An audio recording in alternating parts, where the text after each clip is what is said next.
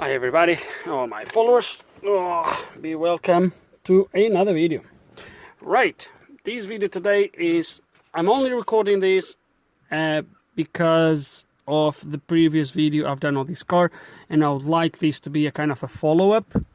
Now, if you have not watched the previous video on this car, I would strongly recommend you to. Otherwise, it might not make a lot of sense why we are replacing what we are replacing. The links for that video will be on the description below. Now, this is to replace basically the work we're going to be doing here is replacing the fuel additive pump slash tank. Is all the same unit. I'm going to show you that is the only fault we have done off. Is the only fault we have on our BSI. Let's read the matter. And as you're going to see, we have a F017, no communications with the diesel additive pump. Now you wonder, no communications, how do you know is a straight pump swap? Let me show you why. Okay, so the reason why we have no communications with the fuel additive pump, which lives right here underneath, is because of that. Okay? And at this point, you guys could turn around and say, well, plug it in. Which I would say, I can't. And you'd ask, Lewis, but why can you not just plug it in? And I would say, well, watch the other video. That's in the link in the description below. And you will understand why I cannot plug in that fuel additive module, tank, pump, whatever you want to call it. So what we're going to do is we are going to remove the tank, and the unit is all in one piece. We're going to see if I can find anything wrong with it before we get a brand new, or before we get a replacement. To explain to the owner,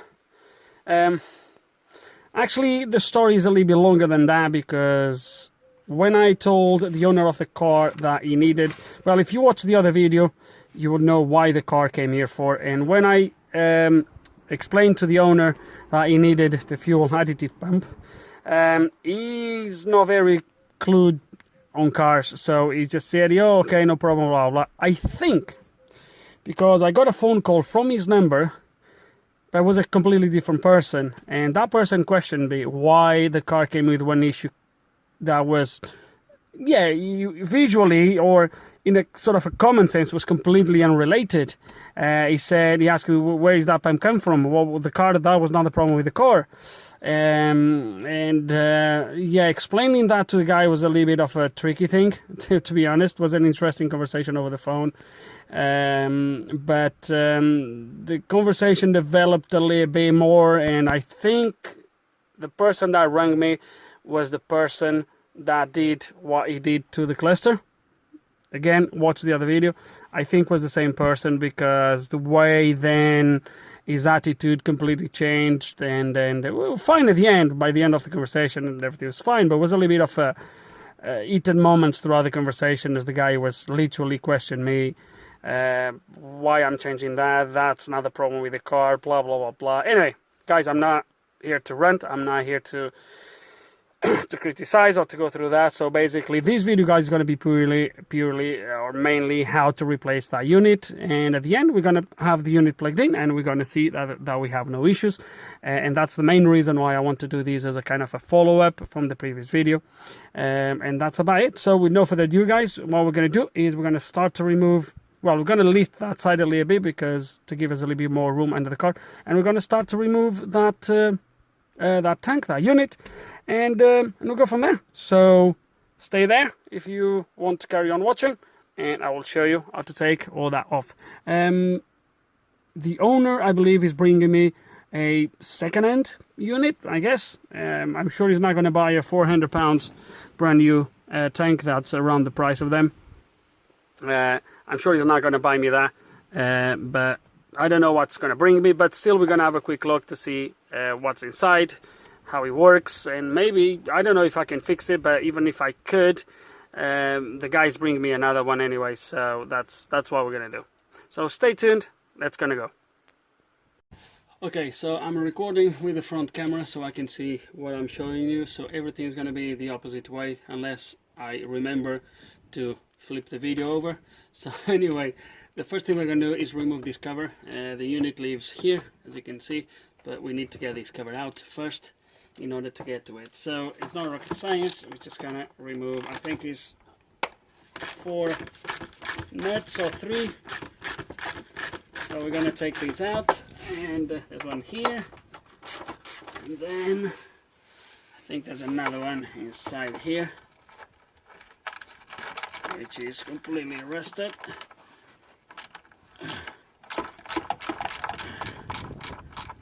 Okay.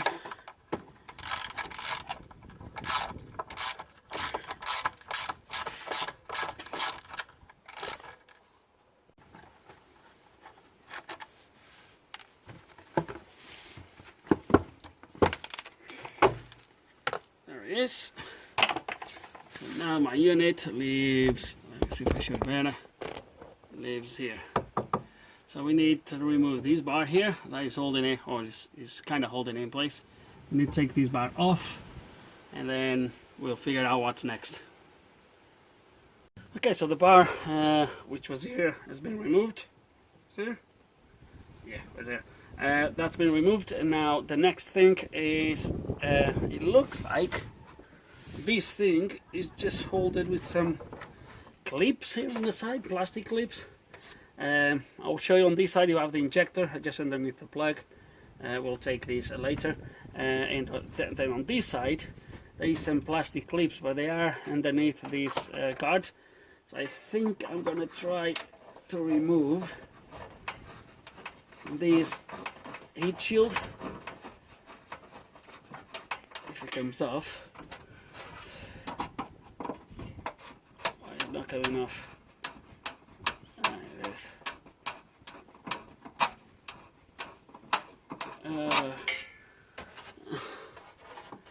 How does this thing comes out?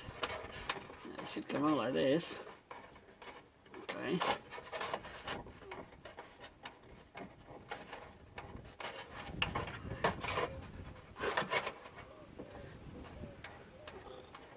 Let me take these clips out so it gives me access to these things underneath. Okay, so you don't really need to completely remove the shield. Just put it to the side to expose that clip and that clip. And now on this side we have the, let me show you there, we have the injector that injects somewhere like that. There it is. We have the injector that injects the alloys on the tank. To take these off, you press these 2 plastic tabs on the side and you pull it out. I'm just going to get a little bit of maybe something in case if there's anything that's going to spill, and then we'll proceed. Okay, let's gonna pull this out. Okay.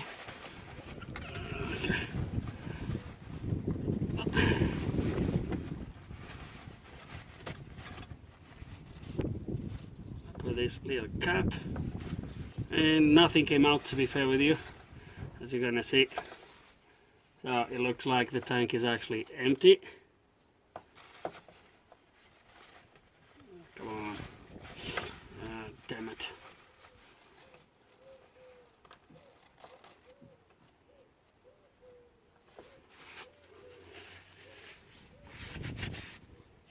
Ugh, stinks.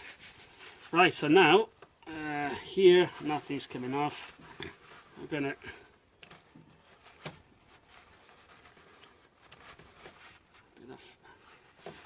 leave a little bit of this paper in there, but it's completely clear, there's nothing here. Okay, now let's gonna take the clips and see if we can drop this. Okay, let's go to remove the second and last, I think.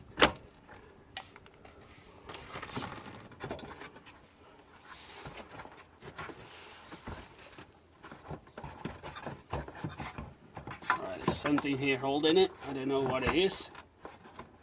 What the heck?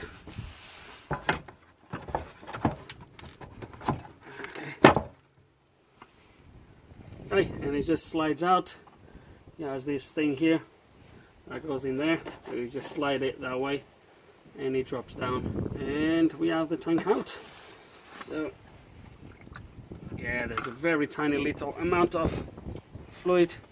Let's take this to the bench and see what we have. Okay, so yeah, it doesn't look good. So to start with, as you can see, there's fluid on the pump in there. It's been in there, although because this stays like this on a car, is only at the bottom there. Maybe because the tank, when it started to leak, was not a lot on the tank. But that said, it shouldn't be anything on this side. It's not supposed to. You have a seal in there that goes there, and you have another rubber seal in there that goes right at the bottom of the tank. You can't really see it now. Obviously this has been leaking. The board itself, it looks clean, although let me put it maybe under the light. There is a couple points of corrosion that I have seen. As you can see, come on, focus. Okay, so you can see in there, focus. There it is. You can see in there by that capacitor. Actually, let me put it under the microscope and we'll have a better look. Okay, and I just thought about show you, in case if it was not clear on the last video, if I plug just this back in there, okay, just like that, just the board. What I wanted to see is that, oh, I have the key. Where is the key? Where is the key? Okay, found it. So with that unit plugged in, as soon as I turn the ignition on,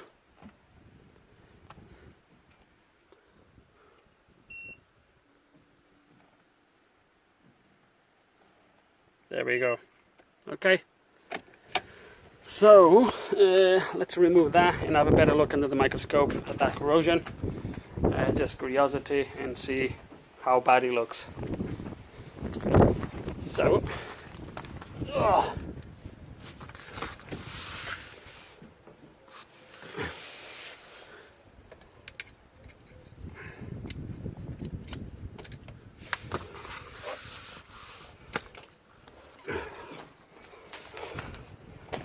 Yeah.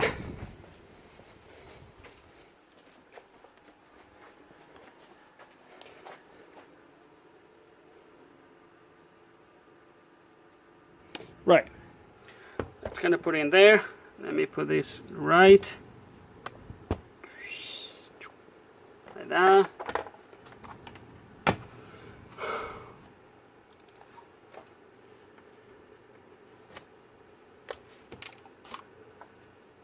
So I wanted to look at, I can show you the other way.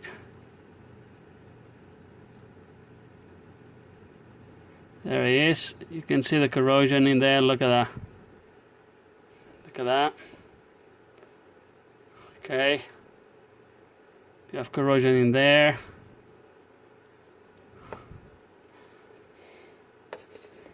Put a little bit like this and see if we can.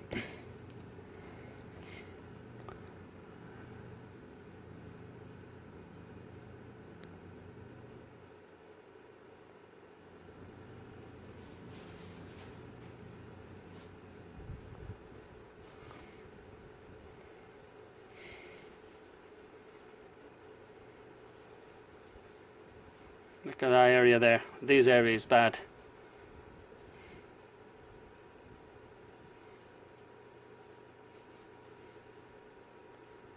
And then we have the other side, which I don't even know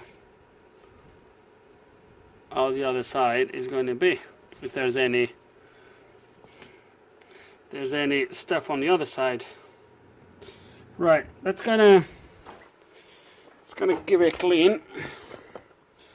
Okay, and I removed the board, and this capacitor literally just popped out as soon as I touched it, so it was not very good already, but it doesn't really matter for now.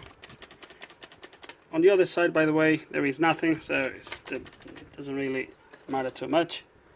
That one down, this one here.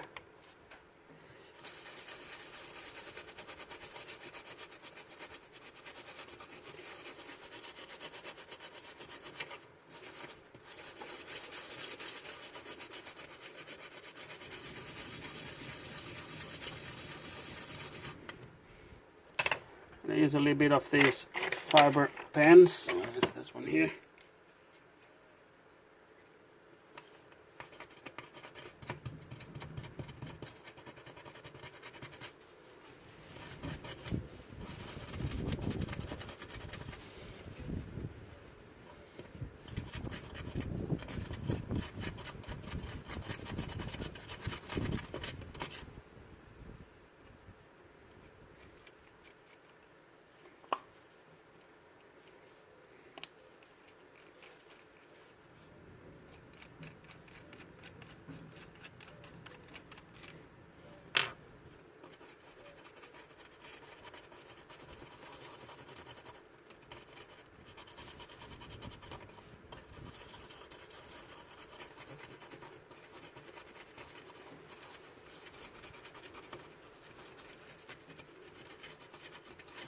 I'm gonna obviously look for shorts, etc. on these boards before I put it back together.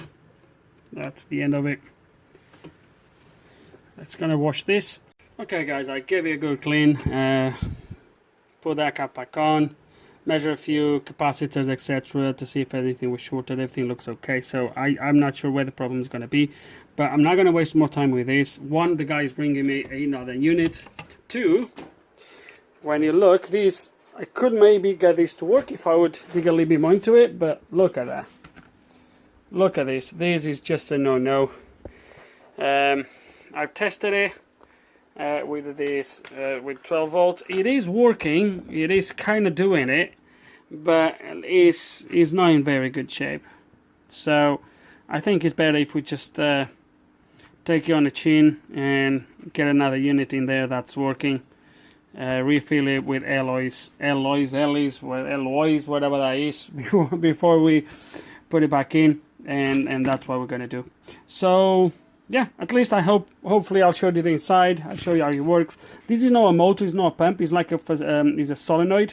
So as he flicks, so I think when this activates, this what it does is it pulses, and as it pulses, he injects or expels alloys on this side. So that's the way it works. But yeah, it is what it is, guys. It is what it is. I'm not sure what's wrong, and I'm not too bothered with it, especially after I've seen the way this is over here. It's really pointless to carry on. Okay, and nearly a week and a half, well, actually a week and a half later, I finally got the part. This is what happens when you don't buy the parts and you wait for the owner to bring whatever. That's how long it took me to bring this. So it got me a second-hand unit, as you can see.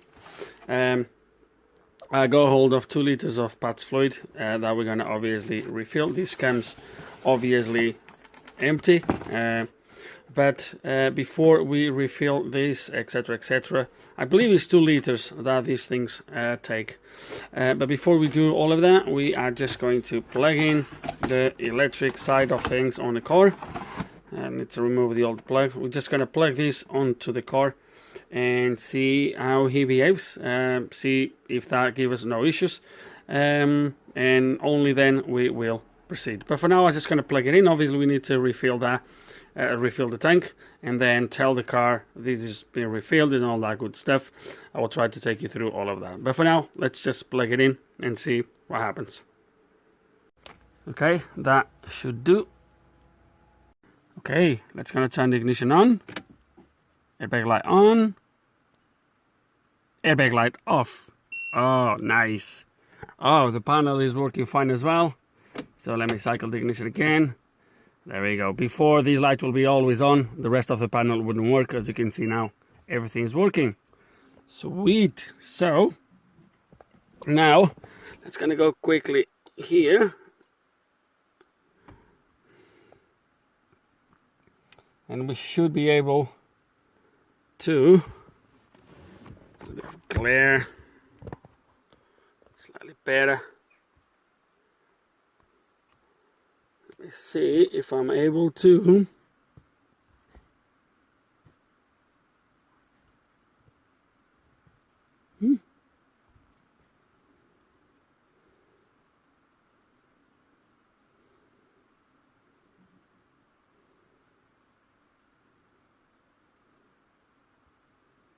There we go, and we communicated with the pump. Beautiful, no codes. Right, so at this point I'm gonna stop here.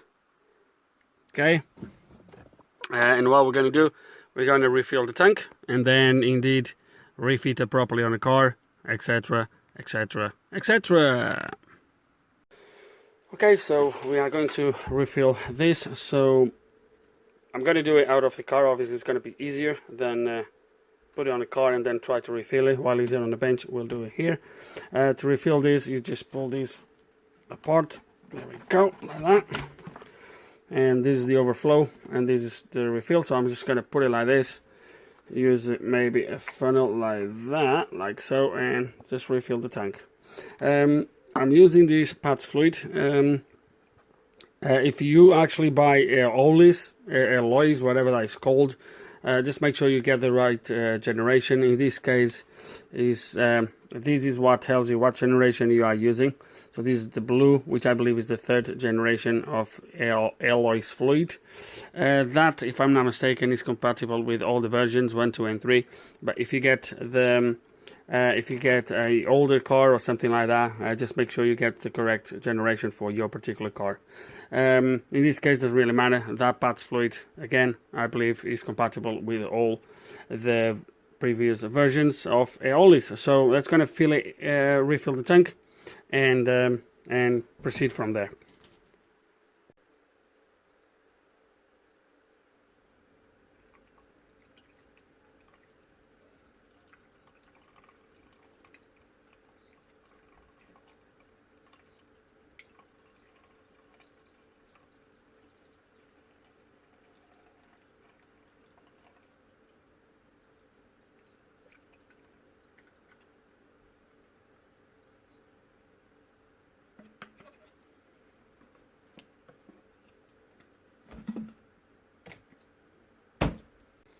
Okay, and you do it until, until it overflows. I only have a tiny bit left. It's about there. So that's it. So now it's refilled. Now we're gonna put this in there. That's it. Job done. Now let's gonna put it back on the car, do the reset and all that good stuff, and job done. Okay guys, I just thought to stop here to take you through something. So this is the old tank. The new tank is already in place, I'll show you. But basically, I'm just going to take you through because I was not being able, when I start to put the tank back in, I was not able to put it on this thing here. So this is a kind of a pin, if you will, that slides underneath here. But obviously you need to push the tank this way and then slide it in. This is roughly the position the tank goes in. And with the fuel tank where it was, I didn't have room to slide this because it would come against the frame of the car. I think when I removed this, when I forced it a little bit and it kind of slipped out, but to put it back in, obviously I couldn't do it. So what I had to do, let me just turn the phone like this so I can show you. So this one is already in place, as you can see. It's not connected yet, but it's already in place. And basically you need to slide it this way, but obviously you have the frame of the car here, so you have to slide it this way and then up and then slide it into that sort of pin. So what I had to do is I had to drop the entire fuel tank on the, you can see it's still moving, like you see. So I had to drop the fuel tank on this side only, and to drop it on this side, you just remove that net in there, you can see in there. So remove that and then you push it down. I've used this behind the fuel, so I forced it down, then I put this behind to keep the fuel tank all the way down as much as I could in order to put this back in, and then I slided this in. I removed this and now I'm going to put the nut back in and put the tank in place. But that's roughly, I just thought it would be important to share this part here, just in case if you guys struggle to put the tank back in. Okay, everything plugged in, everything back in place, cards in place. Now let's gonna get out of here and tell the car that the tank is being refilled and hopefully wrap up this video. Okay, back onto the car. I put the battery on charge because we're gonna be here probably with the ignition on, etc. But back onto the car, everything looks good. Looks good. So now the first thing we're gonna have to do, because I want to make sure, I want to be 100% sure that this is gonna be programmed to the correct engine. I think we need to go here before we tell that the bag has been filled in. We need to come to here,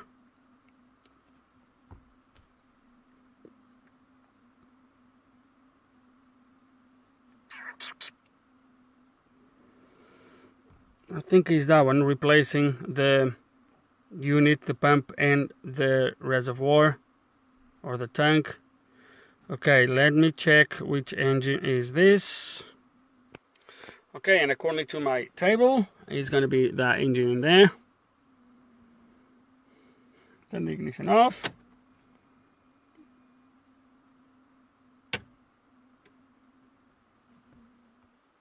Okay, ignition is off. 10 seconds of waiting.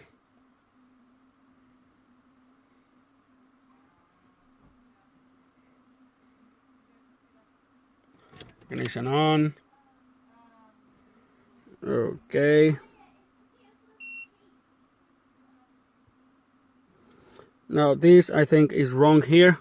When it asks you to go to the actually engine ECU to program the refill the tank, I think is only when the tank is controlled by the engine ECU. In this case we have a dedicated ECU, as we seen. We have communications with it. There's a spare unit that controls that. We're not going to do it from there, so it's just going to press escape. We're going to come back. We don't press that because it's going to take you exactly to the same place. Look. Okay, we're not going to do it from there. All we're going to do, I'm going to go to configuration.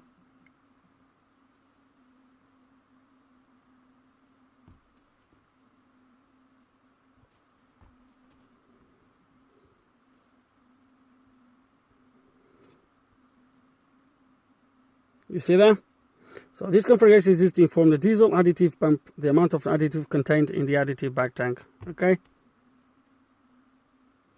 And we have put 2 liters in there. Okay. Let's press configuration. Successfully. We'll press OK. And now press next.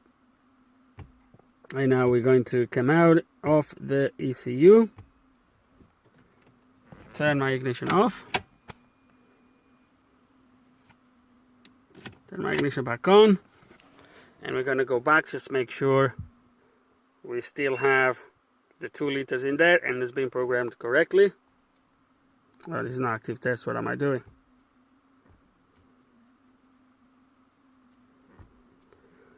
In this case, we're not going to go there. We're just going to go to display the parameters. And there is 2 liters. So now we're just going to make sure we have still no codes. Nope, we have no codes. And I think that's it. I'm going to go through these menus just to see if there's anything else that needs doing. But I think this is it. Okay, so I did one more procedure, which, okay, I didn't record it. By the time everything happened, it was too late, but I will take you through. So the only thing that was still puzzling me a little bit is that the next few times, because the pipe was empty, obviously we had the pipe off, so any fluid that was going up to the tank returned, well, it dropped into a little bit of paper that I put in there to block the pipe, which means from the pump all the way up to the tank, the system was empty. So I thought the next few times it's going to refill. The pump will try to obviously inject the fluid, but the pump is going to be empty, so all it's going to do is going to fill the pipe.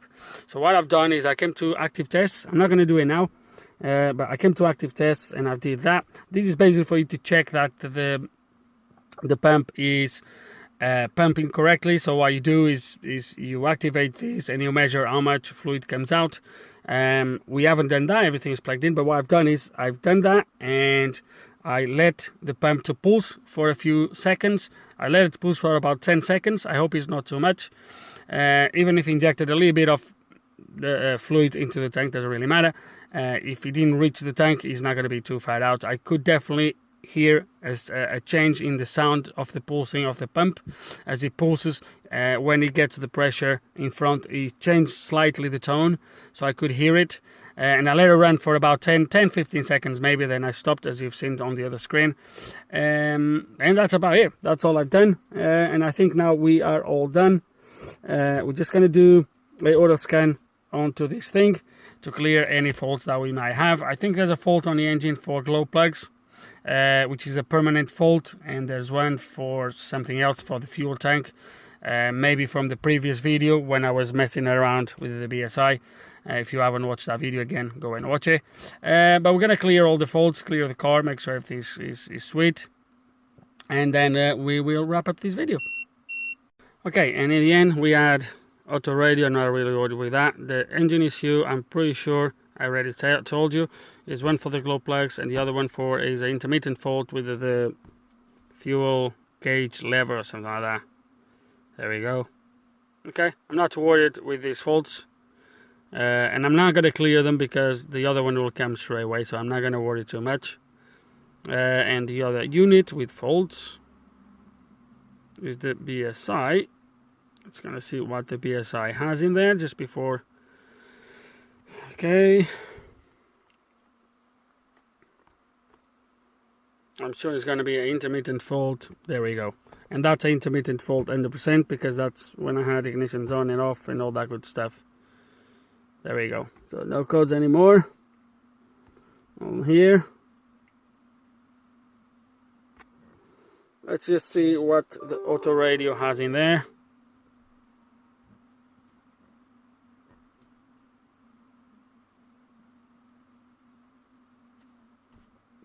Some sort of a fun, maybe. Would have that been when I've been disconnecting the BSI as well? Don't know. No, it's 100% according there. Not to worry with that as well. That's not what the car came for. Right, so this is it for this fix. Okay, cut, because as I was editing the video, I've realized I missed something, and I don't want anyone on that side to then start commenting, and you know the score. So I just thought I'll come to the car again just to show you that the glare. Okay, let me put it like this, maybe. So we're gonna go back to there. I should have done that when I did the resets and all that good stuff. But just to show you, let's go to live data, because live data is going to show me exactly how much is on the tank and all that good stuff. Okay, so current quantity of additive 100%, amount of additive 2 liters, volume of additive when new 2 liters. When new, that would have been 1.07 if you guys remember, but we filled the tank with 2 liters, so I've changed that to 2 liters, and that's it really. So that's what is in there now. Okay, so just so there's no doubts, because I don't want any comebacks. The only comeback that I might get is that I should have just put 1 liter and reset it with 1 liter. That's it. But I decided to put 2 liters, and hopefully it will last for a little bit longer. Right, so now yes, let's go and wrap up this video. Again, I would 100% advise you guys to watch the initial video for this car.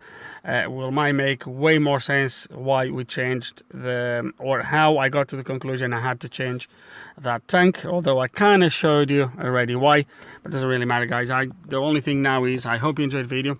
I really do hope there's some information here you can find useful. Hope you learned something, and if you do still have any questions, any comments, please put them below, and like always, thank you for watching.